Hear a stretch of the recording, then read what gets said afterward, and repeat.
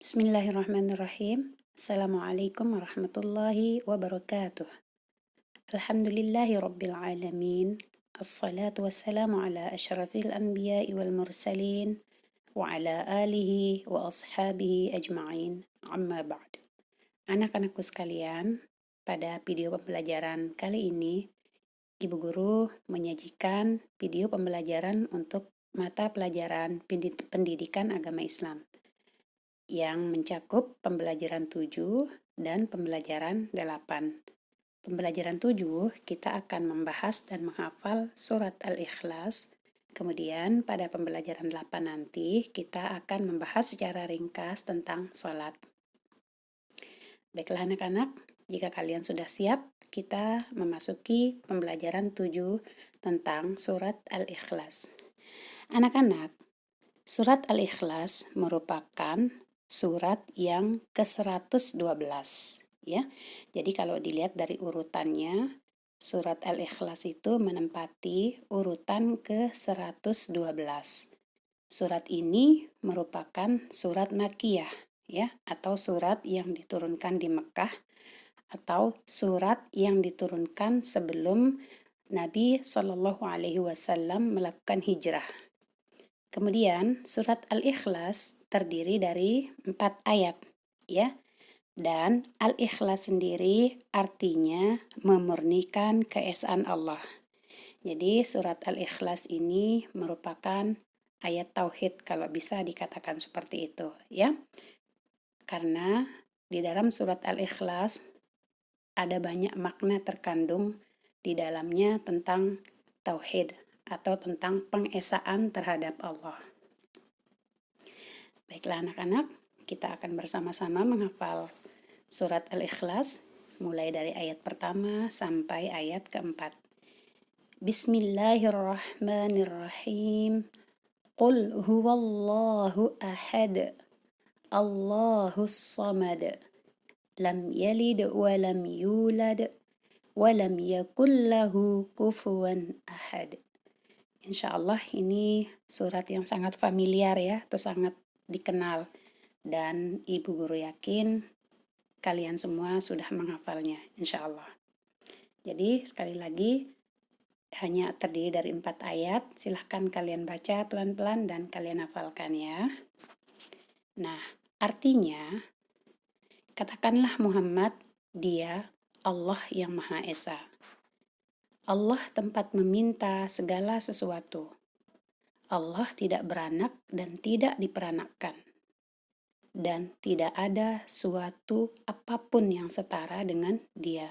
Jadi ini adalah arti dari Quran surat Al-Ikhlas. Qul huwallahu ahad, itu adalah ayat pertama. Artinya, katakanlah Muhammad, Dia adalah Allah yang Maha Esa. Allahus samad. Artinya, Allah tempat meminta segala sesuatu. Lam yalid wa lam yulad. Artinya, Allah tidak beranak dan tidak diperanakkan. Wa lam yakul lahu kufuwan ahad. Artinya, dan tidak ada suatu yang setara dengan Dia. Jadi, tidak ada sesuatu apapun yang menyamai Allah Subhanahu wa Ta'ala ya.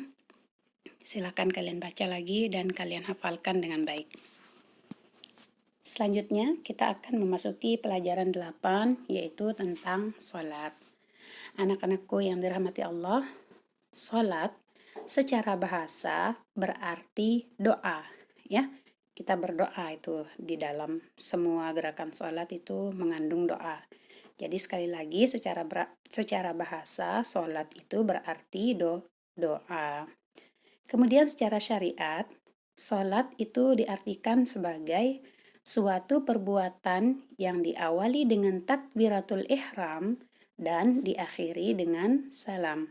Jadi, suatu perbuatan yang diawali dengan takbiratul ihram dan diakhiri dengan salam. Takbiratul ihram itu yaitu saat kita membaca Allahu Akbar, saat kita baru memulai sholat ya. Kemudian, salat merupakan rukun Islam yang kedua dan wajib dilaksanakan dalam setiap keadaan. Maksudnya, seperti apapun keadaan kita, maka tidak ada alasan untuk meninggalkan sholat. Baik ketika kita sehat, ketika kita sakit, saat kita santai, sibuk, ketika kita bermukim, ataupun ketika kita bepergian. Jadi tetap harus dilaksanakan yang namanya sholat. Ya. Kemudian, kapan waktu dan berapa jumlah sholat wajib? Kita lihat sama-sama. Waktu sholat wajib atau sholat fardu harus dikerjakan bila telah masuk waktu sholat. Karena tidak sah melakukan sholat apabila waktunya belum tiba. Jadi sholat zuhur misalnya, sholat subuh itu semua memiliki waktu masing-masing yang sudah ditentukan.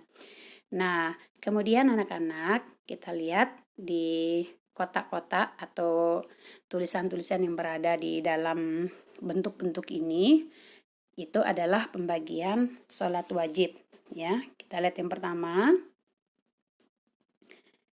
Untuk yang pertama itu ada sholat subuh. Jadi, kapan waktu sholat subuh? Sholat subuh dikerjakan 2 rakaat pada waktu subuh.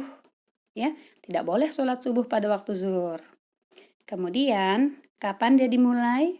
Sholat subuh dilakukan sejak terbit fajar hingga sebelum terbit matahari. Ya, itu untuk sholat subuh sekali lagi dikerjakan 2 rakaat pada waktu subuh, dimulai sejak terbit fajar hingga sebelum terbit matahari. Kemudian, sholat zuhur. Sholat zuhur dikerjakan sebanyak 4 rakaat pada siang hari, sejak matahari bergeser dari tengah sampai sebelum asar ya.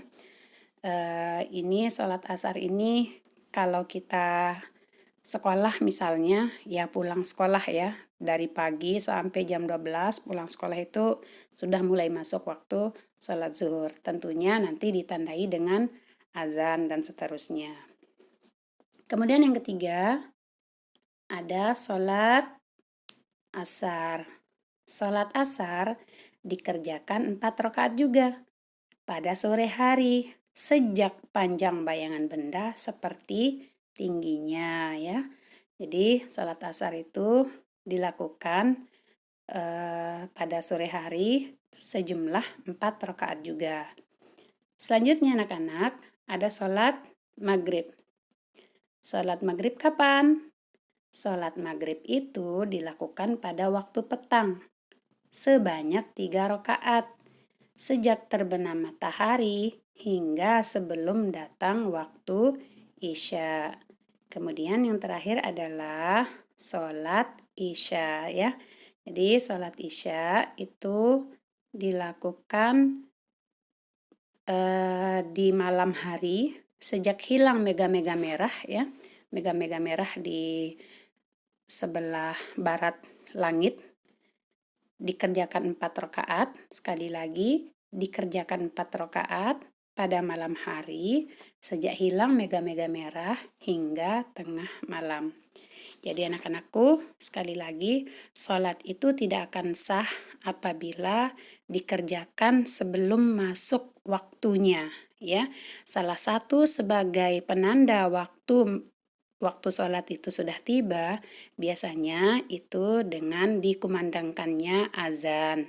Jadi orang azan itu setiap waktu. Kalau belum waktunya, meskipun sudah ada azan, tetapi belum waktunya, maka sholat yang dikerjakan itu tidak sah.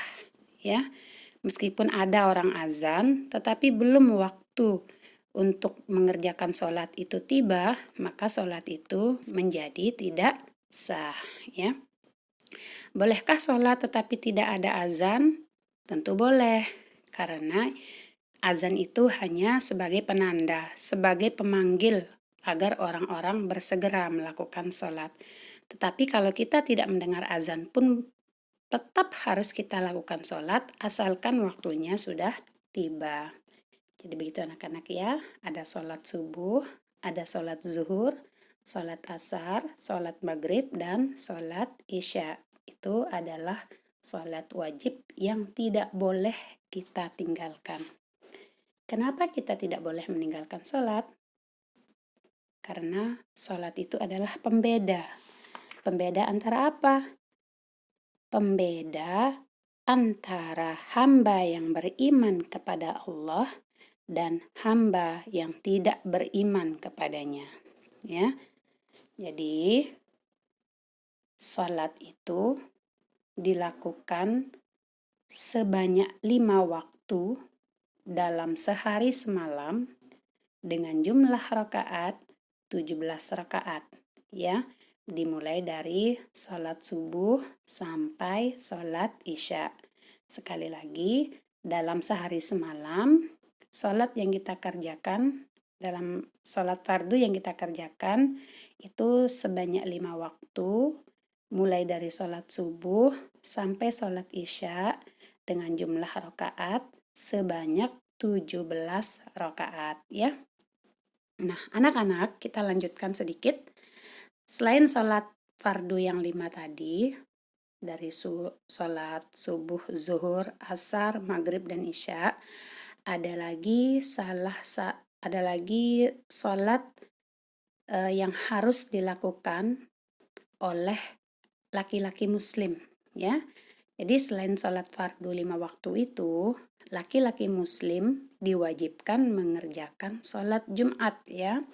Kapan waktunya? Sholat Jumat itu dilakukan pada hari Jumat sebanyak 2 rakaat sebagai pengganti sholat zuhur.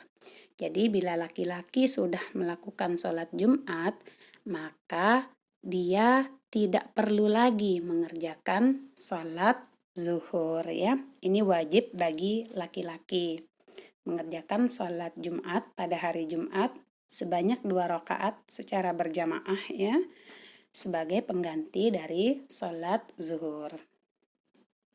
Nah, sekarang kita lanjutkan dengan mengerjakan latihan ini. Nanti kalian tulis di buku, ya. Di sini Bu Guru memberikan 8 pertanyaan terkait dengan materi yang sudah Ibu Guru jelaskan secara ringkas tadi, mulai dari penjelasan tentang surat Al-Ikhlas sampai penjelasan tentang sholat. Ibu Guru bacakan, ya. Soal yang pertama, surat Al-Ikhlas itu merupakan surat titik-titik. Dan seterusnya, surat Al-Ikhlas terdiri dari titik-titik ayat. Yaitu bisa kalian baca satu soal surat Al-Ikhlas merupakan surat apa, kemudian sampai pertanyaan ke-8.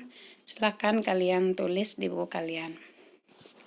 Jika sudah, nanti kalian boleh bagi, ya, boleh dikirim ke Ibu Guru. Ya, alhamdulillah.